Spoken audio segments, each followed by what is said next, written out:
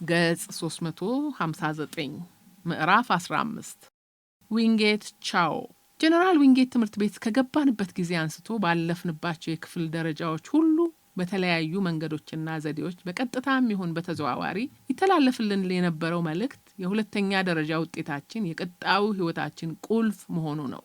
በዚህ መነሻም ሁኔታዎችን እንደየ አመጣጣቸው ለማስተናገድ ይብዛም ይነስም የተወሰነ የመንፈስ ዝግጅት ያላደረገ ተማሪ ይኖራል ብሎ ማሰብ ይቸግራል። ትምህርት ከጀመር ከጥቂት ሳምንታት በኋላ ከበፊቱ በተሻለ ነጻነትና በተረጋጋ መንፈስ ለማጥናት እንድንችል ጓዳ መሰሎች ትንንሽ የማንበቢያ ክፍሎች ለማጥኛ ብቻ ሳይሆን ለመኝታም እንዲያገለግሉ ሆነው ተመቻቹ። አንድ ህንጻ ብቻውን ለ12ኛ ክፍል ተማሪዎች ስለማይበቃ ቀድሞ ቴሌቪዥን ይታይ የነበረበት ቤት በጓዳ መሰል ክፍሎች ተከፋፍሎ ለጥናትም ለመኝታም አገልግሎት እንዲሰጥ ሆኖ ተዘጋጀ። እያንዳንዱ ጓዳ መሰል ክፍልም ለጥናትም ለመኝታም ለሶስት ተማሪዎች እንዲያገለግል ሆኖ የነበር የተዘጋጀው። የሚቀራረቡ ጓደኛሞች እየተመራረጡ በየክፍሎቹ መግባት ሲጀምሩ እኔን የሚመርጠኝ ይኖራል ወይስ በመጨረሻ ዝም ብለው አንዱ ጋር ይመድቡኝ ይሆን እያልኩ ሳወጣ ሳወርድ እኔና ስዩም መንግስቱ እርሱ ከላይ እኔ ከታች በተደራራቢ አልጋ አምደ ሚካኤል ከተማ በተነጣይ አልጋ አንዷን ጓዳ መሰል ክፍል ያዘን። ይሁንና እነሱ መርጠው አስገብተውኝ ይሁን እኔ ተመድቤ ምንም ያወቅኩት ነገር አልነበረም። ከስዩም ጋር ትምህርት ቤት ከገባን ጊዜ አንስቶ አንድ ክፍል ስለነበር ቀደም ብዬም እንደጠቀስኩት በቤት ስራ መልክ የሚጻፉ ነገሮች ሲኖሩና አንባቢም ስፈልግ በቅርብ ከሚረዱኝ አንዱ በመሆኑ በዚያሽ ጓዳ መሰል ክፍል አንድ ላይ መሆናችን አብሮነታችንን ይበልጥ አጠናከረው እንጂ እንደ አዲስ መተዋወቅ አላስፈለገም። ከአምደ ሚካኤል ጋር ግን ከዚያ በፊት ንግግር አልነበረንም። እርሱ ያውቀኝ እንደሆነ እንጂ እንኳን ድምጹን በዚያ ስምም የሚጠራ ተማሪ እንደነበር አላውቅም። ያም ሆኖ ለመግባባት ብዙ ጊዜ አልፈጀብንም። ቀደም ሲል እንደተወሳው እና ባባራንከን የሥራ ጊዜያቸውን ፈጽመው ከግርማዊነታቸው ልባዊ ምስጋና ከቀረበላቸውና ከሀገራቸው ከታላቋ ብሪታንያ መንግስትም የረጅም ዓመት የባህር ማዶ አገልግሎት ኒሻን መሸለማቸው በይፋ ከተገለጸ በኋላ የሚጠበቀው ትክክለኛ የመሄጃቸው ቀን የመቆረጡ ነገር ነበር። ትምህርት ቤት ተከፍቶ ብዙም ሳይቆይ እንደተለመደው በሳምንቱ መጨረሻ የቀድሞ ተማሪዎች ከየነበርንበት ተሰባስበን ወደ እናት ትምህርት ቤታችን ወደ ሰበታ መርሐውራን ስንሄድ በጥቅምት ወር መጨረሻ ከኢትዮጵያ ተነስተው ኬንያ ጥቂት አርፈው ወደ ሀገራቸው እንደሚመለሱ ሰማን። ገጽ 360 መሄዳቸው ቀድሞውኑ የታወቀ ቢሆንም ትክክለኛው ቀን ሲቆረጥ ግን ብዙዎቻችን መደናገጣችን አልቀረም።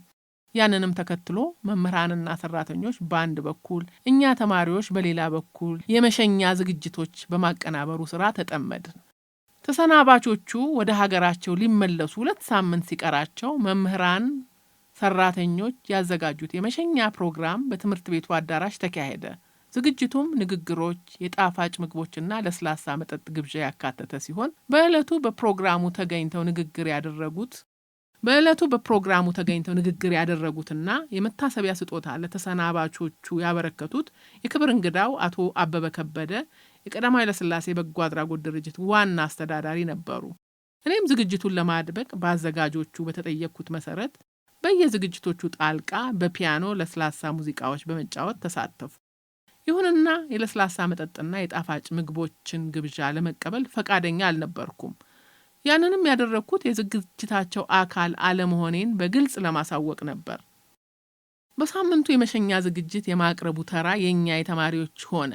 የመጀመሪያዎቹ ጥቂት ቀናት ዝግጅቱ ምን አይነት ቅርጽና ይዘት እንደሚኖረው፣ ማን ምን ሚና መጫወት እንዳለበትና ስጦታን በተመለከተ ስለሚያስፈልገው መዋጮና የተለያዩ ጉዳዮች በመካከላችን ስምምነት ላይ ለመድረስ አስቸጋሪ ሆኖብን ነበር። እዛው በነበሩና በቀድሞ ተማሪዎች መካከል ብቻ ሳይሆን በእኛው በቀድሞ ተማሪዎችም መካከል መግባባት አለመፈጠሩ ዝግጅቱን ማቅረብ እስከማንችልበት ደረጃ ላይ ያደርሰን ይሆን የሚል ስጋት አሳድሮብኝም እንደነበር ትዝ ይለኛል። በኋላ ግን እኔና ተርፋ ሰበታ ከነበሩት ጋር በስልክ ከቀደሙ ተማሪዎች ጋር በግንባር በመገናኘት ስጦታውን በተመለከተ ማንንም ሳናስቸግር መዋጮውን እኔና ተርፋ ሙሉ በሙሉ የችለን የሁሉም ወገኖች ስምምነት ተገኝቶ ዝግጅቱን በጋራ ለማሳካት የሚቻልበት ሁኔታ ተፈጠረ። የዝግጅታችንን አብዛኛውን ክፍል የያዘው የአባባራንከን ትምህርት ቤት ውስጥ በቆዩባቸው 6 ዓመታት ያከናወኗቸውን አበይት ተግባራትና የተገኙትን ውጤቶች በዝርዝር ለማብራራት የተዘጋጀ ጽሑፍ ሲሆን ጽሑፉን እኔ ያዘጋጅቸው በበቀለ ማስተካከያዎች ከተደረጉበት በኋላ በቅብብሎሽ በንባብ ተሰማ። ጽሑፉ የቀረበው በእንግሊዝኛ ስለነበር አስተርጓሚ አላስፈለገም። ዝግጅቱ ተሰናባቾቹን ታሳቢ አድርጎ የቀረበ ስለነበር በአብዛኛው የተካሄደው በእንግሊዝኛ ሲሆን የመራሁትም እኔ ነበርኩ። በመሳሪያ የተቀናበሩ ለስላሳ ሙዚቃዎችና በኳየሩ የተዘመሩ እነርሱ የሚወዷቸው መዝሙሮችም የዝግጅቱ ማድመቂያዎች ነበሩ። ለመታሰቢያ ያዘጋጀነው ስጦታ ባህላዊ የሸክላ ዕቃዎችን ሲሆን ከዚህ በተጨማሪ በስዕል ጥበቡ ታዋቂ የነበረው የትምህርት ቤታችን ልጅ ተስፋ ያደፍርስን ጠይቀነው የሳለልን 3 ቆንጆ ስዕሎችም ነበሩ። ከስዕሎቹ ግርጌ ስጦታው የቀረበው በሁላችንም ስም መሆኑንና የትምህርት ቤቶቻችንን አድራሻዎች የሚገልጽ ጽሑፍ ተካተተበት። ይሁንና የሸክላ ባህላዊ ዕቃው በማጓጓዣ ሻንጣችን ብዙ ቦታ ይይዝብናል በሚል ምክንያት ዕቃዎቹን እንደማይወስዷቸው እማማራንከን ከይቅርታ ጋር ሲነግሩን የሌሎቹን ባላውቅም እኔ ግን በበኩሌ በጣም ቅር ተሰኘሁ። ገጽ 361 ያው እስከነጭራሹ መሄዳቸውና ዳግም የማንገናኝ መሆኑ ስሜቴን ተቆጣጥሮት ነው እንጂ እንደ አንዳንድ በእድሜ የገፉ ሰዎች ድሮስ እንግሊዝ ለማለቅ ካቶኝም ነበር። የመሄጃቸው ቀን እሁድ ጥቅምት 27 መሆኑ ቀደም ብሎ ስለታወቀ ሳምንቱን የገፋ ነው ከእነርሱ በኋላ በትምህርት ቤት ውስጥ ሊደረጉ ስለሚችሉት ለውጦች የየበኩላችንን አስተያየት በመሰንዘር ነበር። እኛ የቀድሞ ተማሪዎች እንደለመድነው በየሳምንቱ መጨረሻ ወደ ሰበታ እንደማንመላለስ ከወዲሁ ለመገመት አስቸጋሪ አልነበረም። እሁድ ጠዋት ከቁርስ በኋላ መዝሙረኞች የደንብ ልብሳችንን ለብሰን ካባችንን ደርበን በትምህርት ቤቱ አውቶቡስ ወደ ቦሌ ዓለም አቀፍ አውሮፕላን ማረፊያ አቀናን። በመንገደኞች መሸኛ እንደተሰባሰብን በነበሩን የመጨረሻ ጥቂት ደቂቃዎች አባባራንከን አጭር የስንብት ንግግር አደረጉ። በዚህ ሳያበቁም ሁሌም የሚያሰሙትን የመዝጊያ ጸሎት ጌታችን ሆይ ባርከን፣ ምሪትም ስጠን፣ የዓለም ልጆችን ሁሉ ባርክ፣ ምሪትን ስጣቸው የሚለውን ጸሎታቸውን አደረሱ። የማማራንከን ምርጫ ግን መዝሙር ነበር። በወቅቱ በቀለ ከአዲስ አበባ ሙሉ ወንጌል አማኞች አጥንቶ ለኛ ያስጠናንና ከዛ በኋላ ወዲያውኑ በሁሉም ዘንድ ከፍተኛ ተወዳጅነትን አግኝቶ የነበረው ያየኛል ወይ የተሰኘው መዝሙር እንድንዘምርላቸው ጠየቁን። ያየኛል ወይ ልቤ ሲጨነቅ፣ ለነፍሴ ሰላም ስሻ፣ ሕይወት ስትመረኝ ስንገላታ፣ አምላኬ ያስበኛል ወይ? አዎ ያያል ይረዳኛል፣ ሳዝን ልቡ ይነካል፣ በመንገዴ ሁሉ ፈተና ሲገጥመኝ ኢየሱስ ይረዳኛል። ያየኛል ወይ ቀኑ ሲጨልም፣ ከምወዳቸው ስለይ፣ ሳዝን ስተክዝ እምባዬ ሲፈስ፣ አምላኬ ያጽናናኛል ወይ? ያየኛል ወይ ኃይሌ ሲደክም፣ ችግር ልቋቋም ሳልችል፣ ተስፋ ቆርጬ ቁልቁል ሳዘግም፣ አምላኬ አብሮኝ አለ ወይ? መዝሙሩ እየተዘመረ ሁላችንም እንባ በንባ መሆን ጀመርን። ከዚያ በኋላ እነርሱ በአውሮፕላን ውስጥ ገብተው እጃችንን እንድናውለበልብ እስከተነገረን ጊዜ ድረስ ለቅሷችን አልተቋረጠም። ወደ ሰበታ ያደረግነው የመልስ ጉዞ የሐዘን የትካዜና የቁዘማ ነበር። ከሰዓት በኋላ ቀጣዩ ሁኔታ ምን ሊሆን እንደሚችል እያሰላሰልኩ ለብቻዬ ወዲያና ወዲህ ስንሸራሸር አቶ አበበ ከበደ እንግዲህ እነርሱ ሄደዋል ብላችሁ ከትምህርት ቤቱ እንዳትቀሩ፣ እንደለመዳችሁት በምትችሉት ሁሉ ትምህርት ቤቱን ማገዛችሁን ቀጥሉ ሲሉኝ በተፈለግንና በተጠየቅን ጊዜ ሁሉ የመምጣት ችግር የለብንም አልኳቸው። ገጽ 362 ነገሩ ግን እርሳቸውም እኔም እንዳልነው አልሆነም። የኛ በየሳምንቱ መጨረሻ ወደ ትምህርት ቤቱ መመላለስ አስፈላጊነቱ እየቀነሰ ሄደ። እራታችንን ከበላም በኋላ በየሳምንቱ መጨረሻ መተን እንመለስ በነበረበት ወቅት በትምህርት ቤቱ መኪና ወደ መኖሪያ አካባቢያችን ተሸኘን። ከዚያ በኋላ በየግላችን ትምህርት ቤታችንን ለመጎብኘት ወይም ተማሪዎችን ለመጠየቅ ወደ ሰበታ እንሄድ እንደሆነ እንጂ በትምህርት ቤቱ የነበረን ተፈላጊነት እዛ ላይ ተቀጨ። የቀደመ አስተዋጽኦአችንንም ለኛው ለራሳችን ብቻ ትዝታ ሆኖ ቀረ። በሳምንቱ መጨረሻ ቀጨኔ እቴጌ ሕፃናት ማሳደጊያ ሲሄድ ከታደጉ ጋር ከነበረን ጭውውት አብዛኛውን ጊዜ የወሰደው የናባባራንከን አሸኛኘት ነበር። በጊዜው ሁለታችንም በጣም ያስገረመን ከሸኞቹ ብዙዎቻችን ለምን የዛን ያህል እንዳለቀስን ነው። በተለይ የኔ ለቅሶ በግቢው ውስጥ በጣም ተጋኖ ከተወራላቸው መካከል እንደነበረ ስሰማ እኔ ራሴ በጣም ተገረምኩ። እንደውም ታደጉ ስትነግረኝ የልጃገረዶቹ ሞግዚት ወይዘሮ አልማዝ ወንድ እንደዚያ ሳለቅስ ከዛ በፊት አጋጥሟቸው እንደማያውቅ ሌሎቹም ብዙ ሰዎች ተመሳሳይ አስተያየት መሰንዘራቸው ለእርሷም እንዳስገረማት ነበር። ምንም እንኳን ከአባባ ራንከን ጋር የነበረኝ ግንኙነት በጣም ጠንካራ የነበረ ቢሆንም በተለይ በመጨረሻዎቹ ወራት በተፈጠረው መቀራረብ ከሚተማመኑባቸው እጅግ በጣም ጥቂት ሰዎች አንዱ ቢያደርገኝም እውነቱን ለመናገር ግን ያንን ያህል ያለቀስኩት እነርሱ የሥራ ጊዜያቸውን ፈጽመው ስለሚሄዱ አልነበረም። ይልቁንስ እኛ የቀድሞ ተማሪዎች በየሳምንቱ መጨረሻ ወደ ሰበታ እንደማንሄድ ግልጽ ሆኖ ይታይ ነበር። ይህ ደግሞ ከታደጉ ጋር እንደ ልብ የመገናኘታችንን እድል እንደሚያጠበው ሳይታለም የተፈታ ነው። የሁለተኛ ደረጃ ትምህርቴን ያጠናቀቅኩበት 1964 ዓ.ም በእኔ ሕይወት ውስጥ ጉራማይሌ ይመስለኛል። በአንድ በኩል እጅግ ፍሬያማ ውጤታማ ስራዎችን የሰራሁበት እንደሆነ ይሰማኛል። በሌላ በኩል የስብዕናዬ ሌላኛው ገጽታ ድንገት ፈንቅሎ ወጥቶ ሕይወቴ ወዳላሰብኩትና ወዳልጠበቅኩት አቅጣጫ ማዝገም የጀመረውም በዚያው ዓመት ማለቂያ ነበር። በሁለተኛ ደረጃ መልቀቂያ ፈተና ለብርቱ ውጤት ከተቀመጡት መስፈርቶች አንዱ በሂሳብ፣ በእንግሊዝኛና በአማርኛ ቋንቋዎች ሲ እና ከዚያ በላይ ማግኘት ነበር። ያንንም ለማሳካት የዓመቱ ትምህርት እንደተጀመረ ከሁለተኛው ወር ጀምሮ በየሳምንቱ ሐሙስ በፈረቃ የሂሳብና የእንግሊዝኛ ቋንቋ ፈተናዎች ይሰጡ ነበር። የአማርኛ ቋንቋ በዚህ መርሃ ግብር ለምን እንዳልተካተተ ምክንያቱ ግልጽ ባይሆንም ምናልባት አማርኛ የአብዛኛው ሰው የየዕለት መነጋገሪያና በይፋም የሀገሪቱ ብሔራዊ ቋንቋ በመሆኑ ፈተናውን ለማለፍ ያንንም ያህል አያስቸግርም የሚል ግምት ተወስዶ ሊሆን ይችላል። በተለያዩ ቴክኒካዊ ችግሮች የተነሳ አይነ ስውራን ሁለተኛ ደረጃ ከገባን ጀምሮ የሂሳብ ትምህርት እንደማንማር ቀደም ብዬ መጥቀሴ ይታወሳል። እውነቱን ለመናገር እነዚያ ቴክኒካዊ የተባሉ ችግሮች በመምህራኑ ቀና አመለካከት፣ በባለሙያዎች ልዩ ድጋፍና በትምህርት መርጃ መሳሪያዎች በመጠኑም ቢሆን ሊቃለሉ የሚችሉ ነበሩ። ነገር ግን እንኳንስ ያኔ በዚህ ዘመንም ቢሆን ባለው የአመለካከት ችግር የተነሳ ምን ያህሉ ሊቀረፍ እንደቻለ እርግጠኛ አይደለሁም። ገጽ 363 ለማንኛውም ወደ ሁለተኛ ደረጃ መልቀቂያ የሙከራ ፈተና ሞክ ኤግዛም ስንመለስ እኔና አወቀን የሚመለከተን በየ15 ቀኑ ይሰጥ የነበረው የእንግሊዝኛ ቋንቋ የሙከራ ፈተና ብቻ ነበር። የፈተና ነገር ከተነሳ አይነ ስውራን ከአይናሞች ጋር ተቀላቅለን ከምንማርባቸው በየትኞቹም ደረጃዎች የመንፈስ ጥንካሬያችንና ቁርጠኛነታችንን ከሚገዳደሩ በርካታ ክስተቶች አንዱ መሆኑን መግለጼ ይታወሳል። ለዚህም ምክንያቱ ጥያቄዎቹን የሚያነብልንና መልሶቻችንን የሚጽፍልን የግድ ስለሚያስፈልገን ነው። እርግጥ ካዛንቺስ መርሃውራን ትምህርት ቤትን ሜኖናይቶች በሚያስተዳድሩበት ጊዜ ተማሪዎች ከአይናሞች ጋር ተቀላቅለው ለመማር ወደ ሌሎች ትምህርት ቤቶች ከመላካቸው በፊት የመደበኛ የጽህፈት መኪና አጠቃቀም ክህሎት ኦርዲነሪ ታይፒንግ ስኪልስ የዳበረ ስለነበር ጥያቄዎቹን የሚያነብ እንጂ መልሶቻቸውን የሚጽፍላቸው አያስፈልጉም ነበር። የህዳግና ሌላ የታይፕ ስህተት እንዳይፈጠር ፈረንጆቹ ካረጋገጡ በኋላ በራሳቸው በአይነ ስውራኑ የተተየቡት መልሶች ወደ የትምህርት ቤቶቹ ይላኩ ነበር። ሜኖናይቶች ከለቀቁና ትምህርት ቤቱ በኢትዮጵያውያን መተዳደር ከጀመረበት ጊዜ አንስቶ ግን በጽህፈት መኪና እንደ ልብ የመጠቀሙ ክህሎት ቀስ በቀስ እያቆለቆለ በመሄዱ ሙሉ በሙሉ በሰው እርዳታ ከመደገፍ ውጪ ሌላ አማራጭ አልተገኘም። ጀነራል ዊንጌት ትምህርት ቤት ከገባንበት ጊዜ ጀምሮ ፈተናዎቻችንን የሚጽፉልን ተማሪዎች ነበሩ።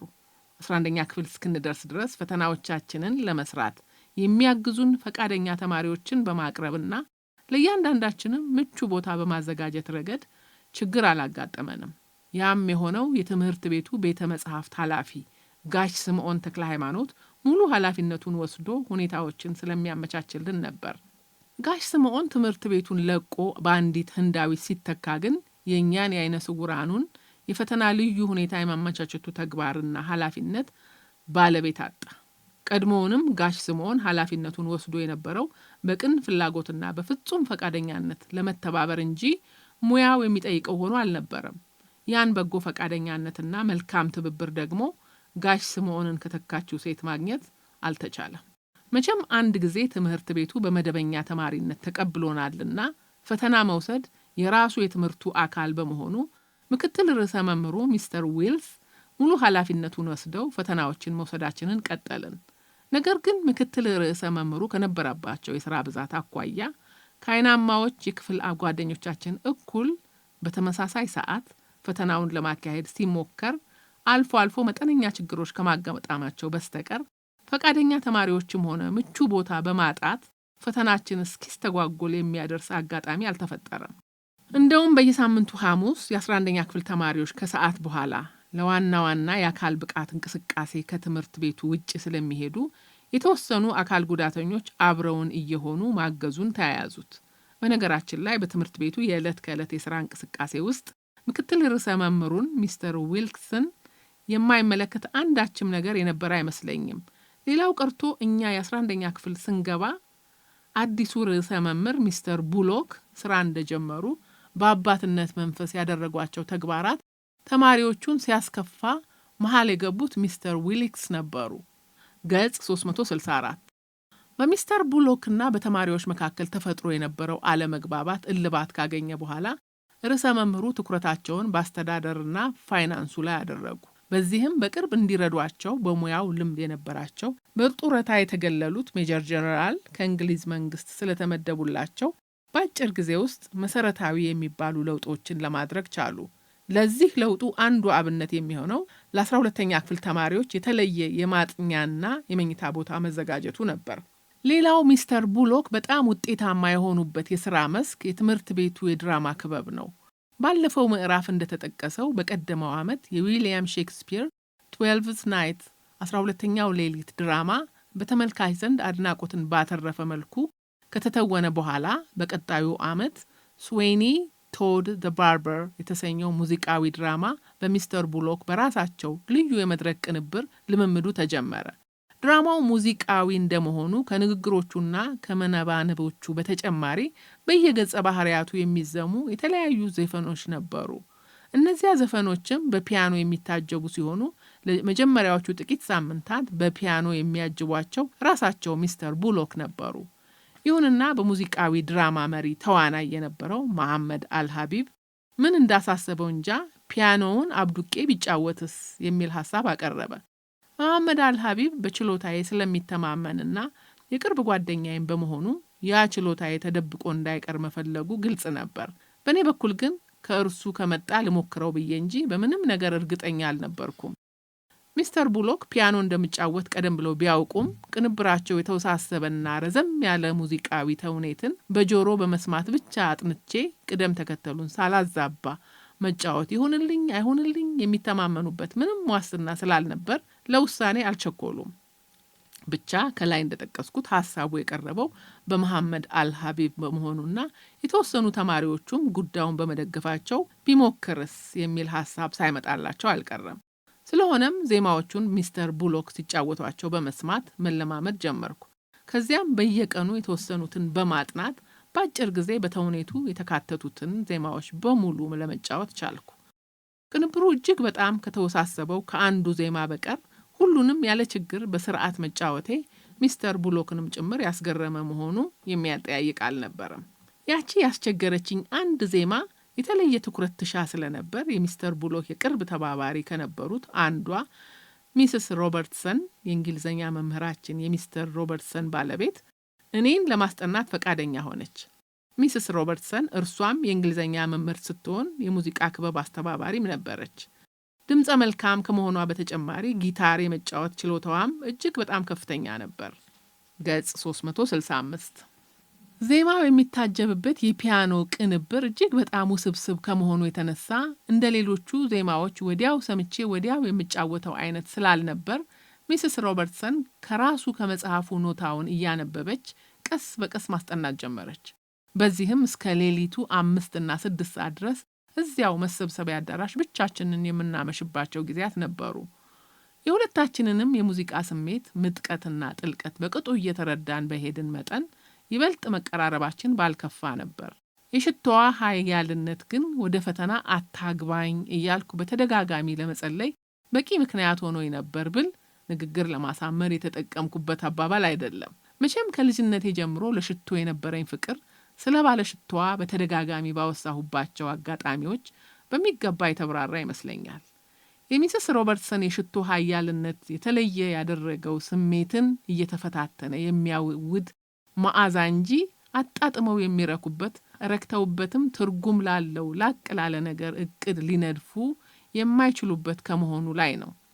እርሷ ለራሷ የሀገሯ የእንግሊዝ መንግስት መርቋት የኛው ሀገር የትምህርት ሚኒስቴር አውቋት የህይወት ጉዞዋ ተሳክቶላት ትዳር ቤተሰብ መስርታ የልጆች ጸጋ የተቸረች የተከበረች መምህርት እኔ በህይወት ውጣ ውረድ የቱን ከየት እንደማስቀድም ምኑን ከምኑ እንደማበላልጥ በቂ አስተውሎትና ተሞክሮ ያልነበረኝ ምስኪን ተራ ተማሪ በአጉል ጀብደኛነት ራሴን ለአደጋ ማጋለጡ የእርሷንም በቅንነት እኔን የመርዳት ንጹህ ፍላጎትና በጎ ፈቃደኝነት ዋጋ ማሳጣቱ ትርጉም አልነበረው።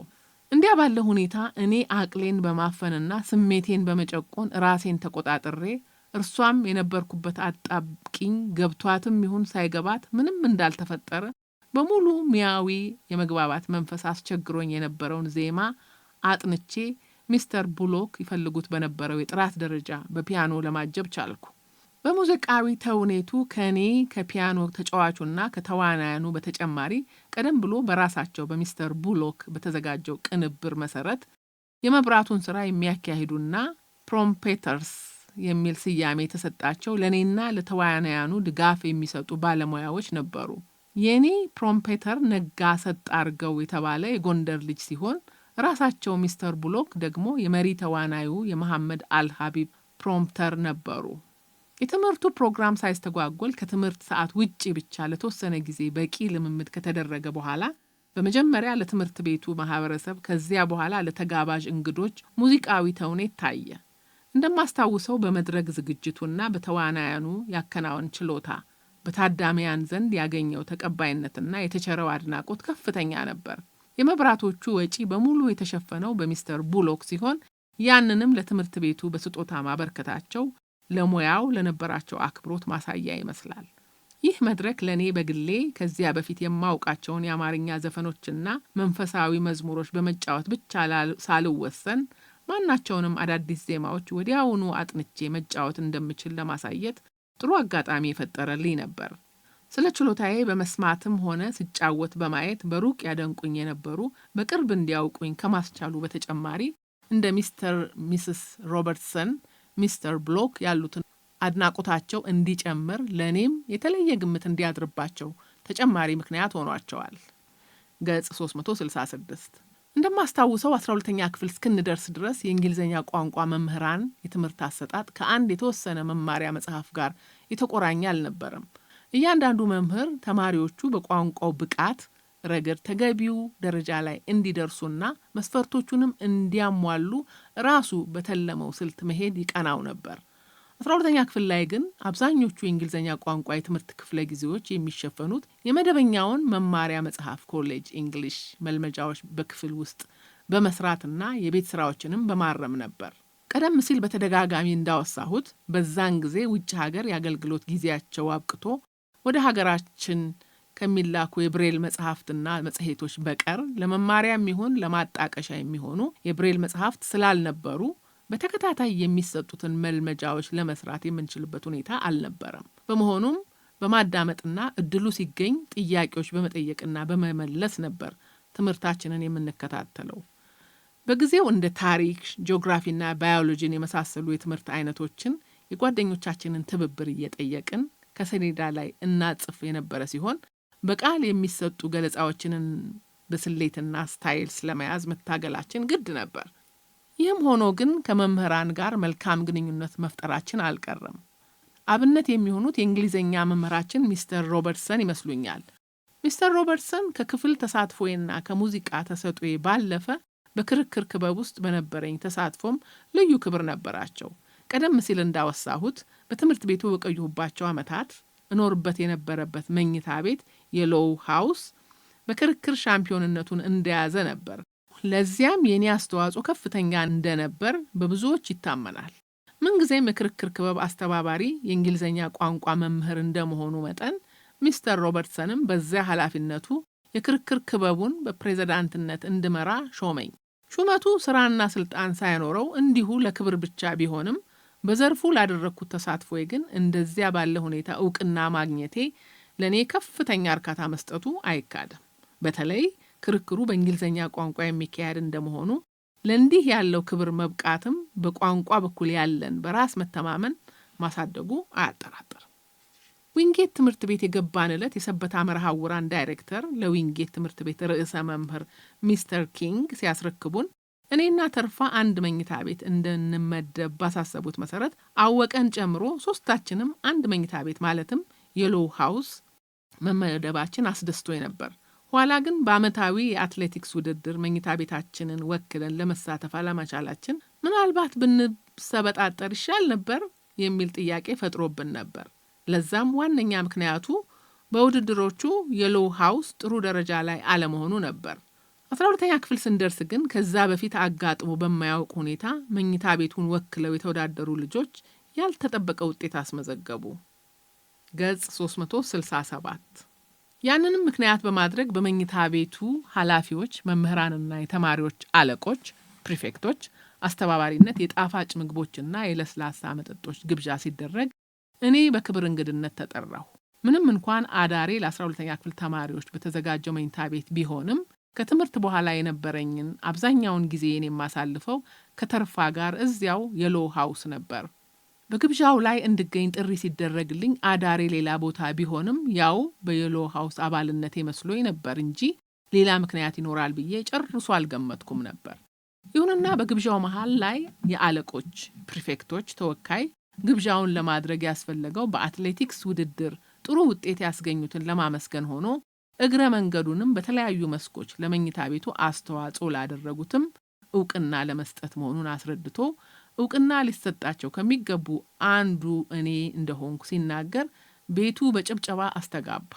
በቀደሙት ዓመታት በክርክሮች በመሳተፍ የቤቱን ሻምፒዮንነት ከማስጠበቅ በተጨማሪ ተተኪዎችን በማሰልጠን ያበረከትኩት አስተዋጽኦ እውቅናውን ለመስጠት በዋና ምክንያትነት ተጠቀሰ። ለዚያም አስተዋጽኦዬ ከዕለቱ የክብር እንግዳ ከሚስተር ዊሊክስ ፓርከር ብዕር በሽልማት መልክ ተቀበልኩ። እንግዲህ በክርክር ተሳትፎዬ ያስገኘሁት ውጤትና የተሰጠኝም እውቅና እንደሌላ ፍሬያማ ስኬት ቢወሰድ ነገሩን ከማጋነን ወይም ከአጉል ፉከራ መቆጠር ያለበት አይመስለኝም። በእንግሊዝኛ ቋንቋ ትምህርት ከመደበኛው የመማሪያ መጽሐፍ ኮሌጅ ኢንግሊሽ ጎን ለጎን የሥነ ጽሑፍ እውቀታችንን ለማዳበር ለዓመቱ የተመረጠው በእውቁ የናይጄሪያ የሥነ ጽሑፍ ሰው ቺንዋ አቼቤ የተደረሰው ቲንግስ ፎል አፓርት የተሰኘው ልቦለድ ነበር። መጽሐፉ በሥነ ጽሑፍ ውስጥ የአፍሪካን ዘውግ መኖሩን ለመጀመሪያ ጊዜ የሰማሁበት በመሆኑ ዛሬም ልዩ ቦታ የምሰጠው ሆኖ ይሰማኛል። እንደ እንግሊዘኛው ሁሉ የአማርኛ ቋንቋ ትምህርት መምህራን ለስርዓተ ትምህርቱ ተገቢውን ትኩረት እንዲሰጡ የሁለተኛ ደረጃ መልቀቂያ ፈተና ያሳደረው ተጽዕኖ ቀላል አልነበረም። በመሆኑም የአማርኛ ሰዋሰው ሕግጋት፣ ቅኔ፣ የድርሰት አጻጻፍ ዘዴዎችና መሰሎችን ከመማር ባለፈ ለክፍሉ የተመደበውን ልቦለድ ራሴላስ መስፍነ ኢትዮጵያን መምህሩ በጋሽ ሰለሞን ክፍል ውስጥ ያነቡልን ነበር። የታሪክ መምህራችን ሚስተር ከለን ልክ ትምህርት በተጀመረበት ዕለት ስለ ዓመቱ የታሪክ ትምህርት አጠቃላይ ገለጻ ባደረገበት የመግቢያ ንግግሩ አወቀና እኔን በስም ጠርቶ የመልቀቂያ ፈተናው ያለ ችግር እንደምናልፍ ሙሉ እምነቱ መሆኑን በእርግጠኛነት ተናገረ። ትምህርት ቤት ከገባን ጊዜ አንስቶ ጠቅላላ ሁኔታችንን በቅርብ ሲከታተለን የነበረ እንደመሆኑ ካጋጠመውና ከተገነዘበው ለመሆኑ በበኩሌ ጥርጥር አልነበረኝም። ቀድሞውንም ቢሆን መምህር ከሆኑ አይቀር ማን እንደርሱ በማለት መምህር ከሆንኩ እንደርሱ ለመሆን እመኝ ስለነበር ሙሉ እምነቱን በእርግጠኛነት ያስተጋባበት የዚያን ዕለቱ ንግግሩ ይበልጥ እንዳከብረውና እንዳደንቀው ተጨማሪ ምክንያት ሆነኝ። አይነ ስውራን ከአይናሞች ጋር ተቀላቅለን መማራችን ስነ ልቦናዊ ጠቀሜታና ማህበራዊ ፋይዳው ባይካድም ልዩ ድጋፍና እርዳታ ሊገኝ የሚችልበት ሁኔታ ካልተመቻቸ በራስ የመተማመንና ለራስ ዋጋ የመስጠትን መንፈስ መሸርሸሩ የተዳፈነውን የበታችነት ስሜት መቀስቀሱ አይቀርም። ለዚህም የፈረንሳይኛ ቋንቋ ትምህርትን እንደ ምሳሌ መጥቀስ ይቻላል። ገጽ 368 የፈረንሳይኛ ቋንቋ ለተማሪ ሁሉ አዲስ እንደመሆኑ መምህሩ ሙሴ ዴሻ ኒው ትምህርቱን በቃል ከማስረዳት ይልቅ በሰሌዳው ላይ ሲጻፍ ተማሪዎች በቀላሉ ይገባቸዋል ብሎ ያምን ስለነበር ክፍል ውስጥ መኖሬ የተረሳ መስሎ የሚሰማኝ ወቅት ነበር። ታዲያ በዚያ ሁኔታ ቀደም ሲል እንደገለጽኩት የቅርብ ጓደኛዬ የእጅጉ ገብረስላሴና የክፍል ጓደኛዬ የመጽሐ ተሰማ እገዛ ባይኖረኝ ኖሮ ለመልቀቂያ ፈተናው ቀርቶ ለክፍል ፈተናዎችም ብቁ ልሆን ባልቻልኩ ነበር። ያለ ሂሳብ ነክ ቀመሮችና ስዕላዊ መግለጫዎች የሳይንስ ዘርፍ የትምህርት አይነቶችን ለመከታተል መሞከር በጣም አስቸጋሪ መሆኑን መገንዘብ አዳጋች አይመስለኝም። ሙሉ በሙሉ ችግር አያጋጥምም ባይባልም ለዓይነ ስውራን የተሻለው አማራጭ የባዮሎጂ ትምህርት ነው። በአንጻሩ መልኩ የባዮሎጂ የትምህርት አይነት የተሻለ አማራጭ ከሆነ የተቀሩት ተማሪዎች ትምህርቱን ለመከታተል እንደማይቸገሩ ግልጽ እንደመሆኑ እንደ ሂሳብ፣ እንግሊዘኛና አማርኛ ቋንቋዎች በግዴታ ሳይሆን ባዮሎጂ የሁሉም ተማሪዎች ምርጫ ነበር። የስዕላዊ መግለጫዎቹ ወይም ዲያግራሞቹ ችግር እንዳለ ሆኖ የመልቀቂያ ፈተናው በስርዓተ ትምህርቱ ከ9ኛ እስከ 12ኛ የነበረውን በሙሉ የሚሸፍን በመሆኑ በርካታ መጽሐፍትን ማንበቡም የውዴታ ግዴታ ነበር። በርካታ መጽሐፍ ለመመልከት ቀርቶ መደበኛውን የመማሪያ መጽሐፍ ለማንበብ እድል ባልነበረን በዚያን ወቅት አወቀ በክፍል ጓደኝነት ያውቀው የነበረው ጌታቸው አለማየሁ የተባለው ተማሪ በራሱ ተነሳሽነት ኤሌመንትስ ኦፍ ባዮሎጂ የተሰኘውን አብዛኛውን የትምህርት መስክ የሸፈነውን እጅግ በጣም ጠቃሚ መጽሐፍ እስከ ፈተናው ወቅት ድረስ ደከመኝ ሰለቸኝ ሳይል ጠዋት በየዕለቱ በጋራ ያነብልን ነበር። እሱ ከተስማማንበት ጊዜ አንድም ቀን ዝንፍ ሳይል በፍጹም ፈቃደኛነት ማንበብ ሳይታክተው እኔ አንዳንድ ቀን እንቅልፍ እየጣለኝ ንባቡ ላይ ሲያንጎላጀኝ ወይ ጨርሶ የዛሬው ንባብ ይቅርብኝ ማለቴን ዞር ብዬ ሳስታውሰው ዛሬም ድረስ ይገርመኛል። በዚያ ወቅት በነበረው ደንብ የሁለተኛ ደረጃ መልቀቂያ ፈተናን አልፎ ዩኒቨርሲቲ ለመግባት የሂሳብ የእንግሊዘኛና የአማርኛ ቋንቋዎችን ጨምሮ ቢያንስ በሁለት የትምህርት አይነቶች ሲ ማግኘት ግዴታ ነበር። አማካይ ውጤትም 2 ነጥብ ወይም ከዚያ በላይ መሆን ነበረበት። ዓይነ ስውራን ሁለተኛ ደረጃ ከገባን ጀምሮ በሁኔታዎች አለመሟላት ምክንያት የሂሳብ ትምህርት መከታተል ስላልቻልን ፈተናውን አልፈን ወደ ዩኒቨርሲቲ ለመግባት ከሁለቱ ቋንቋዎች በተጨማሪ በሌሎች 3 የትምህርት አይነቶች ሲ ወይም ከዚያ በላይ ማግኘት ነበረብን። በተጨማሪም የትምህርት አይነቶች ለፈተና መቅረብ በቂ ውጤት የማግኘቱን እድል ያሰፋዋል ተብሎ ስለሚታመን ግዕዝን እንደ ተጨማሪ የትምህርት አይነት ለመውሰድ ያሰብኩት ገና 9ኛ ክፍል እያለሁ ነበር። በሰበታ መርሃውራን ቆይታችን እስከ 6ኛ ክፍል ቆይታችን ግዕዝ እንደ አንድ የትምህርት አይነት ይሰጠን ስለነበርና እኔም በወቅቱ ትምህርቱን የምከታተለው በከፍተኛ ስሜት ስለነበር መጠነኛ ዝግጅትና የመምህር እገዛ ካገኘሁ ፈተናውን ለማለፍ እንደማያዳግተኝ በማመን ነበር ያንን አይነት ሐሳብ ማንሸራሸር የጀመርኩት። ገጽ 369 ሐሳቤን ተግባራዊ ለማድረግ እንዲረዳኝ ግሶችን በጠቅላላ በየቤቶቻቸው እስከ ምሳሌዎቻቸውና እርባታቸው በፊደል ተራ መዘገብኩ። ቀጥዬም መምህሩ መርጌታ ዘላለም ደስታ ለግዕዝ ቋንቋ የነበረኝን ስሜትና ጥረት ከማንም ይልቅ ያውቁልኛል ብዬ በመገመት በትርፍ ጊዜያቸው እገዛ እንዲያደርጉልኝ አስተዛዝኜ ጠየቅኳቸው። እስቲ ቆይ ላስብበት በማለት ደጅ ለማስጠናት እንኳን ሳይጨነቁ ግሶችን ከያዝክ ከዚያ በኋላ ያለውን በራስህ መቀጸል አያስቸግርህም ብለው ተጨማሪ ጥያቄ ለማቅረብ እንኳን እድሉን ሳይሰጡኝ ባጭሩ አሰናበቱኝ። ሐሳቤንና ጉጉቴን ተረድተው የጠየቅኳቸውን እገዛ በደስታ ያደርጉልኛል ብዬ ተማመንኩባቸው የቀድሞ መምህሬ እንደዚያ ባጭሩ ካሰናበቱኝ በኋላ ፈተናውን የማለፍ እድሌ ጠባብ መሆኑን በማመዛዘን የያዝኳቸውን የትምህርት አይነቶች ይዤ ትምህርቴን በጥሞና መከታተሉንና ጥናቴ ላይ ማተኮሩን በቁርጥ ተያያዝኩት። በቀደሙት ዓመታት ከዊንጌት ትምህርት ቤት ውጪ አደርግ የነበረው እንቅስቃሴ በአብዛኛው በሰበታ መርሃውራን ትምህርት ቤት የታጠረ መሆኑ ግልጽ ነበር። ነገር ግን ከናባባ ራንከን ስንብት በኋላ ከትምህርት ቤቱ ጋር የነበረን ግንኙነት ሙሉ በሙሉ ተቋረጠ። ይህም ፊቴን ወደ ቀድሞ የተማሪዎች ማህበር እንዳዞር አስገደደኝ። የመርሃውራን የቀድሞ ተማሪዎች ማህበር የተመሰረተው ገና የ7ኛ ክፍል ተማሪ በነበርኩበት ጊዜ ሲሆን ከዚያ ጊዜ አንስቶ በተገኘው አጋጣሚና እድሉ በሰጠኝ ጊዜ ሁሉ ለማህበሩ እድገትና መጠናከር የቻልኩትን አስተዋጽኦ ማበርከቴን ማውሳቴ የሚታወስ ነው። በሙዚቃ ችሎታዬ ማህበሩን ለማገዝ ካደረኩት ተሳትፎ በተጨማሪ ለማህበሩ ብቻ ሳይሆን ዓይነ ስውራንን በሙሉ ይጠቅማል ከሚል ቀና አመለካከት በየትምህርት ቤቶችና በተለያዩ አካባቢዎች to help the blind በሚል ስያሜ ቡድኖች በማቋቋም ዓይነ ስውራንን የሚረዱ በጎ ፈቃደኞች በብዛት ለማግኘት የሚያስችል ሐሳብ በጊዜው ለነበሩት የማህበሩ መሪዎች እስከ ማቅረብም ደርሼም ነበር። በማህበሩ ውስጥ በተራ አባልነት ያሰብኩትና የፈለኩትን ያህል እንቅስቃሴ ለማድረግ አዳጋች መስሎ በተሰማኝ ወቅትም የአመራሩ አካል በመሆን ማህበሩን በአቅሜ ሙሉ ለማገልገል ለዋና ጸሐፊነት ብቸኛ ተወዳዳሪ ሆኜ በመቅረብ በሙሉ ድምጽ ተመረጥኩ። ተሳትፎዬንም ላቅ ወዳለ ደረጃ ለመሸጋገር ቻልኩ።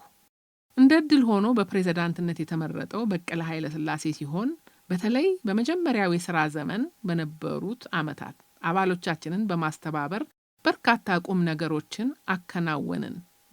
ለስራችን ቅድሚያ ትኩረት የሰጠነው አባላት በማህበሩ ላይ የባለቤትነት ስሜት እንዲያድርባቸው ስልቶች መቀየስ ነበር። ለዚያም የተለያዩ ኮሚቴዎች አቋቁመን አባላት በእነዚያ ኮሚቴዎች ሊሳተፉ የሚችሉበትን እቅድ ነደፍን። የቱንም ያህል የመስራት ፍላጎት ቢኖረን የማህበራችን የገንዘብ አቅም ለማሳደግና እቅዳችንን በተግባር ለመተርጎም እንደማንችል በመገንዘብ ያቋቋምናቸው ኮሚቴዎች በሙሉ ገቢ በማፈላለግ ላይ እንዲያተኩሩ አድርገን በተለያዩ ዘርፎች ከፋፈልናቸው። ዘርፎቹ የእጅ ስራ፣ የኪነ ጥበባትና የህዝብ ግንኙነቶች ነበሩ። ገጽ 370 በእጅ ስራው ረገድ የሹራብ፣ የቅርጫት፣ የምንጣፍና የስጋጃ የጥበብ ውጤቶችን ለገበያ ለማቅረብ ጥሬ ዕቃዎች የሚገኙባቸውን ሁኔታዎች ለማመቻቸትና በተወሰነ ደረጃም ስራ ለማስጀመር ጥረት አድርገን ነበር። ለዚህም የሚያስፈልገውን መጠነኛ ወጪ አስቀድሞ መፈጸም የግድ ነበር። ቀጨኔ ህፃናት ማሳደጊያ ይኖሩ የነበሩ አባሎቻችን ሹራብ መስራት ጀምረው የነበረ ሲሆን ለምንጣፍና ስጋጃውም ገመድ ለማግኘት የኮሚቴው አባሎች አቃቂ ቃጫ ፋብሪካ ድረስ በመሄድ የሚቻለውን ለማድረግ ሞክረው ነበር። በአባላት በኩል የተቻለውን ያህል ጥረት ቢደረግም ጥሬ ዕቃ በቋሚነት የማግኘት ችግር መፍትሄ ባለማግኘቱ ስራው የተፈለገውን ያህል ርቀት ሊጓዝ አልቻለም። በኪነ ጥበቡ ዘርፍ የሥራ እንቅስቃሴ ዋነኛ እንቅፋት የሙዚቃ መሳሪያዎች ያለማግኘት ችግር ነበር።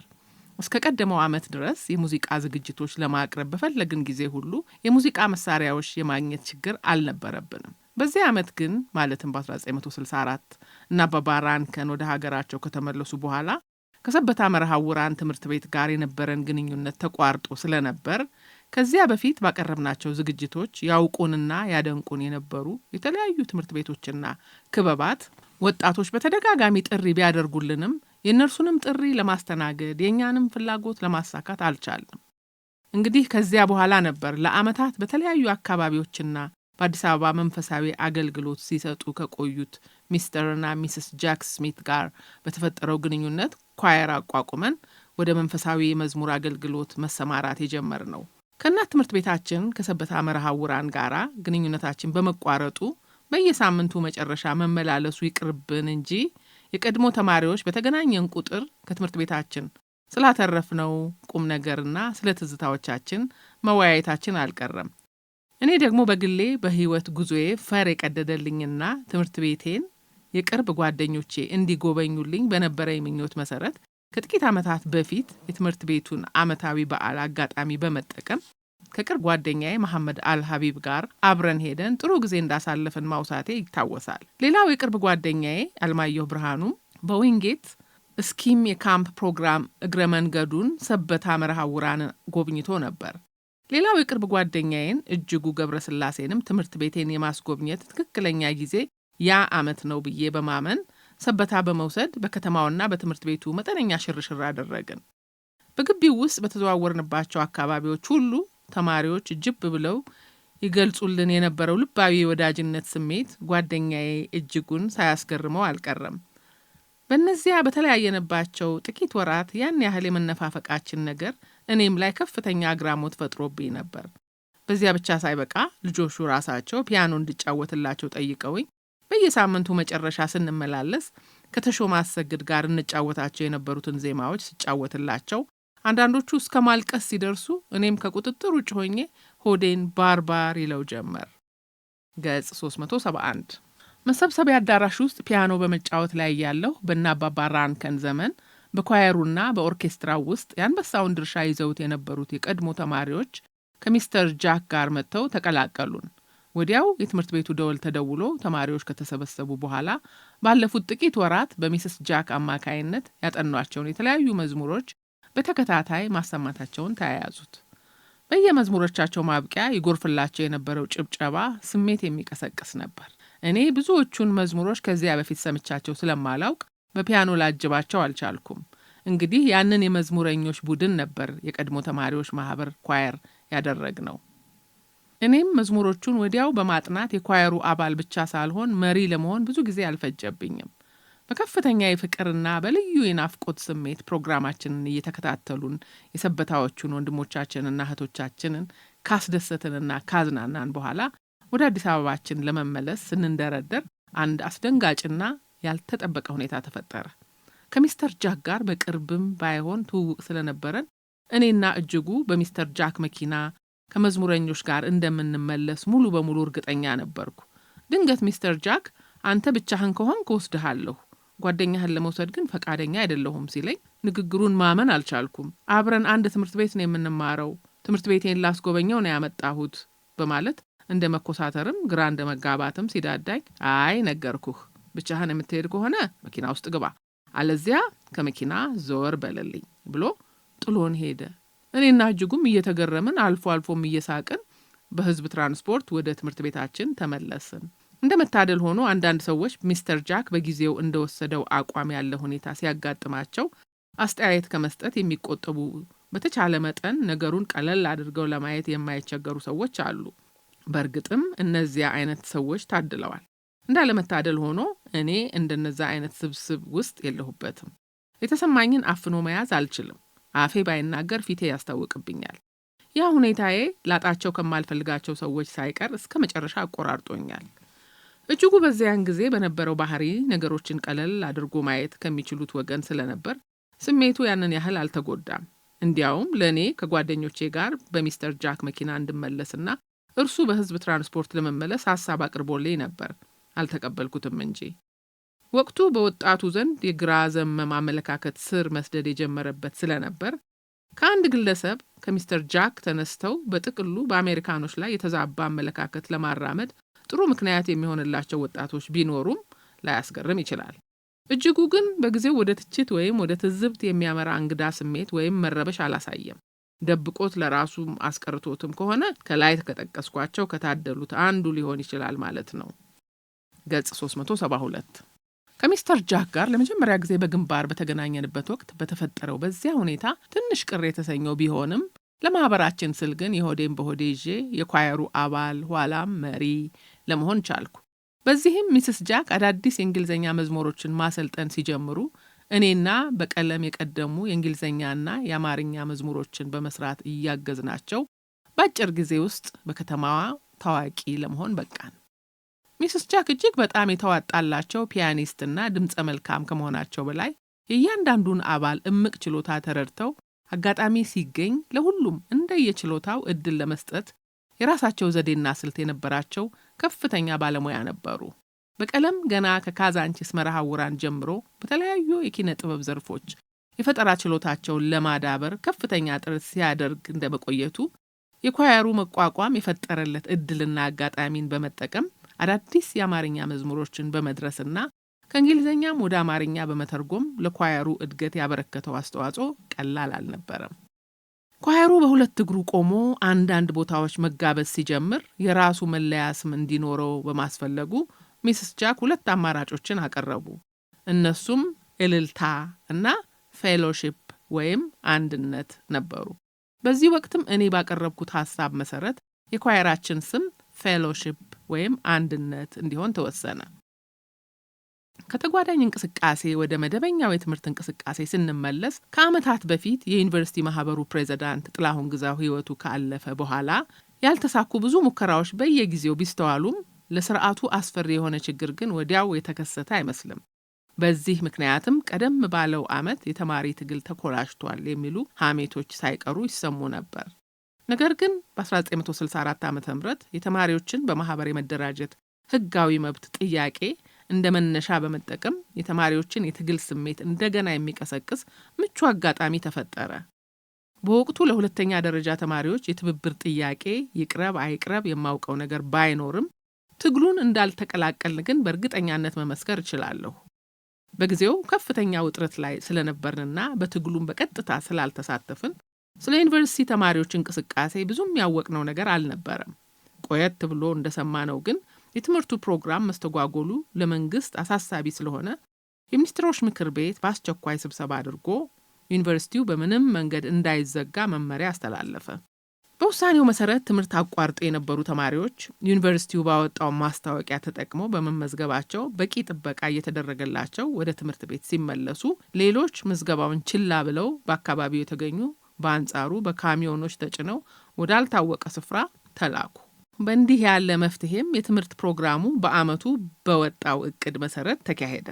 የዩኒቨርሲቲ ተማሪዎች እንቅስቃሴ ወደ ሁለተኛ ደረጃ ትምህርት ቤቶች ባለመዛመቱ እንደ ቀደሙት ዓመታት የትምህርት ፕሮግራሙ ባይስተጓጎልም በውስጣዊ ችግር ምክንያትም እኛም ትምህርት ቤት ለአጭር ጊዜ ቢሆን መጠነኛ ችግር ተፈጥሮ ነበር። ገጽ 373። ይህም በአብዛኛው በ12ኛ ክፍል ተማሪዎች መሃል የተፈጠረ የእርስ በርስ ግጭት በመሆኑ ሚስተር ቦሎክን በጣም እንዳበሳጫቸው ትዝ ይለኛል።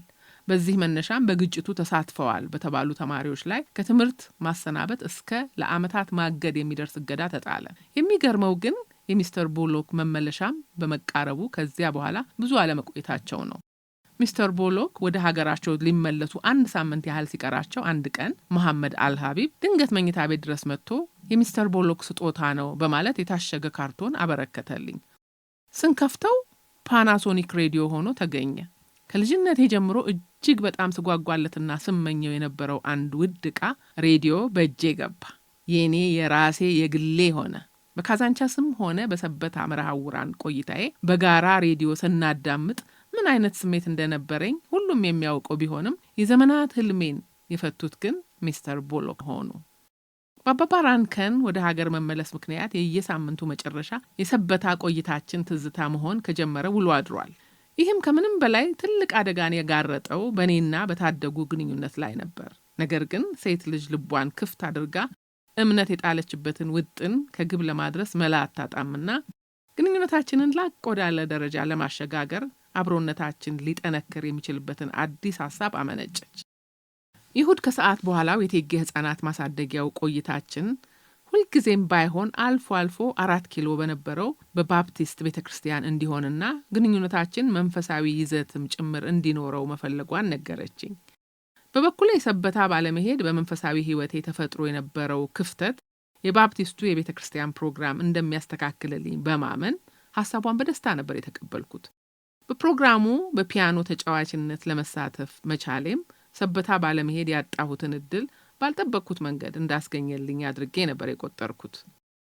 ሳምንታዊው የባፕቲስት ቤተክርስቲያን ፕሮግራም በመንፈሳዊ ህይወታችን ላይ ካሳደረው ገንቢ ተጽዕኖ በተጨማሪ ግንኙነታችንን ከተለመደው የፍቅረኛሞች መቀራረብ ባለፈ ለዘላቂው የወደፊት ዓላማችን በተረጋጋ መንፈስ እንድናስብ ጥሩ እድል የከፈተልን መስሎ ተሰማኝ።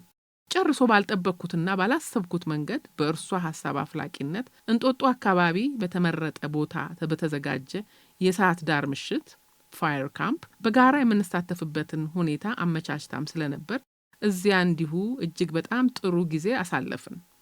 ፕሮግራሙ የተዘጋጀው በትምህርት ቀን ቢሆንም ዝግጅቱ የተካሄደው ምሽት ላይ በመሆኑ በበኩሌ የነበረብኝን ውጥረት ለማርገብ በድንገት እንደተገኘ በረከት ነበር የቆጠርኩት። ሴቶች ልባቸው ያመነበትን ነገር ለማሳካት መላና ዘዴ ያለማጣታቸውን መላና ዘዴውንም ተግባራዊ ከማድረግ ምንም የሚያዳግታቸው አለመኖሩን ቀደም ሲል በአንክሮት የጠቀስኩት ግንኙነታችንን እንዳማረበት እንዲቀጥል ባለ ደብዳቤቱ በየጊዜው ታመነጫቸው ከነበሩት አዳዲስ ሐሳቦች በመነሳት እንጂ ሲነገር ከሰማሁት ወይም ተጽፎ ካነበብኩት አይደለም። ገጽ 374።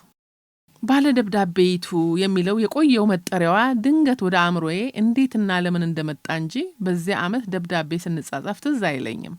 ግንኙነታችንን የበለጠ ለማጠንከር በእርሷ በኩል ወደ ተከናወኑት ተግባራት ልመለስና ብዙ ፋይዳ ካገኘንበት የባፕቲስት ቤተክርስቲያን ፕሮግራም በተጨማሪ ከጓደኛዋ ጋር በመተባበር ለሽርሽር ሜታ አቦ ደርሰን የምንመለስበት ፕሮግራም አዘጋጅታ እንደ ማንኛውም ጥንዶች ወግ ደርሶን አንድ እሁድ ከሰዓት በኋላ ጥሩ የደስታ ጊዜ አሳለፍን። ከፍ ተብሎ እንደተጠቀሰው እና አባባ ራንከን ወደ ሀገራቸው ከተመለሱ በኋላ ከእናት ትምህርት ቤታችን ከሰበታ መርሃውራን ጋር የነበረን ግንኙነት ሲቋረጥ የቀድሞ ተማሪዎች ማህበርን ለማጠናከር እድል መገኘቱን አውስቻለሁ። በዚህም ሁሉም አባል እንደየችሎታው አስተዋጽኦ የሚያደርግበት መንገድ የማመቻቸቱን ተያያዝ ነው። ቀደም ባሉት ዓመታት በትምህርት ቤቶች፣ በማህበረሰብ ማዕከላትና በወጣት ክበቦች ባቀረብናቸው የሙዚቃ ዝግጅቶች ማህበራችንን ከህብረተሰቡ ጋር ለማስተዋወቅ ባደረግነው ጥረት በፈለግነው መጠንና ፍጥነት የተመኘነውን ውጤት ባናገኝም እንቅስቃሴው ግን ሙሉ በሙሉ ፍሬ አልባ አልነበረም። ነገር ግን ከፍ ተብሎ እንደተጠቀሰው በ1964 ዓ.ም በተፈጠረው ሁኔታ ምክንያት የሙዚቃ መሳሪያዎች የምናገኝበት ምንም አይነት መንገድ ስላልነበረ እንቅስቃሴያችንን ከአቅማችን ጋር በሚጣጣም መልኩ ለመቀጠል ሌላ አማራጭ መጠቀም የግድ ሆነ። በጊዜውም እንደ ብቸኛ አማራጭ የታየን ሙሉ በሙሉ በአባሎቻችን የተገነባውንና በነ ሚስተር ጃክ ግንባር ቀደም አስተባባሪነት የተቋቋመውን ኳየር ማጠናከር ነበር። በአንዳንድ የፕሮቴስታንት አብያተ ክርስቲያናትና በወጣት ህብረቶች እየተጋበዝን አገልግሎት በመስጠት ኳየራችንን ታዋቂነት ሲያገኝ ሰፋ ያለ ኮንሰርት ለማዘጋጀትና እግረ መንገዱንም ማህበራችንን ለማስተዋወቅ እቅድ ማውጣት ጀመርን። ለዝግጅቱ የሚያስፈልገውን ወጪ ለመሸፈን የሚያስችል የገንዘብ አቅም ስላልነበረን እቅዳችን ውስጥ ያካተትነው የመጀመሪያው ነገር ማንኛውንም ጉዳይ በነፃ ማግኘት የምንችልበት ዘዴ ማፈላለግ ነበር። የማህበራችን ፕሬዝዳንት በቀለ ኃይለ ሥላሴ የዩኒቨርሲቲ ተማሪ ስለነበር ለዝግጅቱ የሚያስፈልጉትን ግብአቶች በሙሉ የማቀነባበሩ ተግባር የኔ ነበር።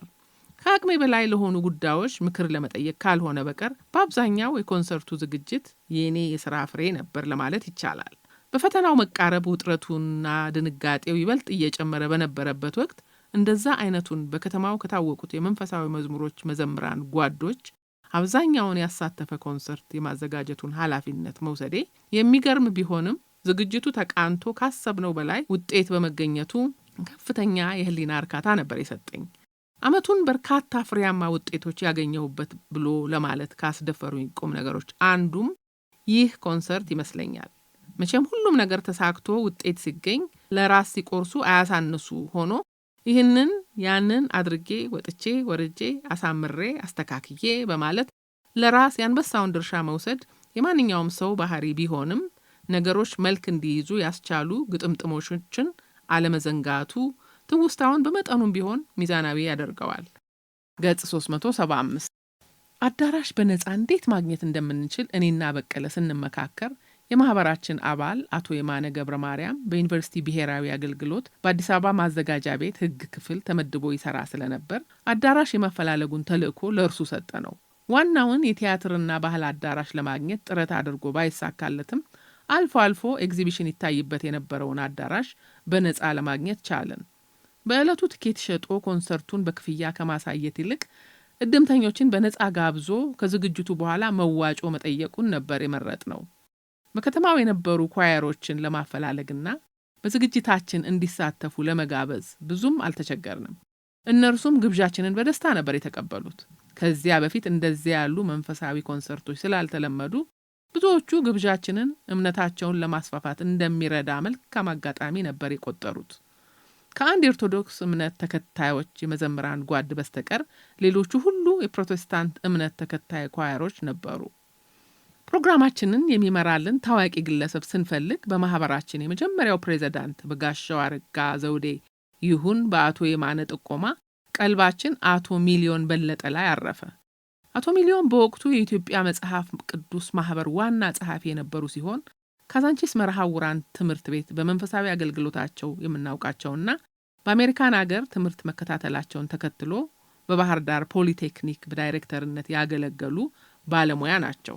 ስለሆነም መስሪያ ቤታቸው ድረስ ሄጄ ፕሮግራም እንዲመሩልን በትህትና አስጠይቃቸው ስሜን ከመዘንጋታቸው በቀር እንደሚያስታውሱ ይነገሩኝ። እስከነ ምልክቱም በጣም ትንሽ ልጅ ሆኜ ፒያኖ መጫወቴንና በከፍተኛ የደስታ ስሜት እዘምር እንደነበረም ምንጊዜም እንደማይረሱት ሳቅ በተቀላቀለበት ስሜት አብስረውኝ እኔንም አስፈነደቁኝ። አቶ ሚሊዮን ጥሪያችንን በደስታ ከመቀበል አልፈው ከበርካታ ዓመታት መለያየት በኋላ ራሳችን ፈልገን አግኝተናቸው ለእንደዚህ አይነቱ ኮንሰርት የፕሮግራም መሪ እንዲሆኑልን ስለመረጥናቸው አመሰገኑን። በእርሳቸው በኩል የሚያውቋቸውን እድምተኞች እንደሚጋብዙ ቃል ገብተውም አሰናበቱኝ። ምን ያህል ታዳሚዎች በአዳራሹ እንደሚገኙ እርግጠኞች ባንሆንም ለምናልባቱ ዓላማችንን የያዘው ወረቀት በኮፒዎች እንዲባዛ ስላስፈለገ አዲሱን የትምህርት ቤታችንን ዳይሬክተር ሚስተር ዊልክስን ጠይቄ በነጻ ፈቀዱልን። በዕለቱ ሰዓቱ ደርሶ አዳራሹ በፕሮግራሙ ተሳታፊዎችና በታዳሚዎች ተጨናንቆ ከአፍ እስከ ገደፉ ሞልቶ ሲታይ የሁሉም ልብ አረፈ። እኛም ከጭንቀት ተገላግል። ይህ ዝግጅት ኮንሰርት ማዘጋጀት እንደምንችል ብቻ ሳይሆን የኛ የወንዶች ኳየር የሙዚቃ ሙያው ባላቸው ሰዎች ሁሉ እንዲደነቅ ያስቻለ በመሆኑ ለኔ ልዩ ትዝታን ጥሎ ያለፈ ነበር። በዝግጅቱ ማብቂያ የተሰበሰበው መዋጮም ሌላው የእርካታዬ ምንጭ እንደነበር አስታውሳለሁ። ዓመቱ አጠቃላይ ፈተና የምንወስድበት እንደመሆኑ መጠን ወዲህ ለማህበራችን እድገት ሌት ተቀን እየደከሙ ወዲያ በትምህርቱ በኩልም የሚችሉትን ያህል መታገል ይጠይቅ ነበር። በመሆኑም ከኮንሰርቱ ዝግጅት ጎን ለጎን ጥናት አድርጌ የመንፈቅ ዓመቱን ፈተና ወሰድኩ።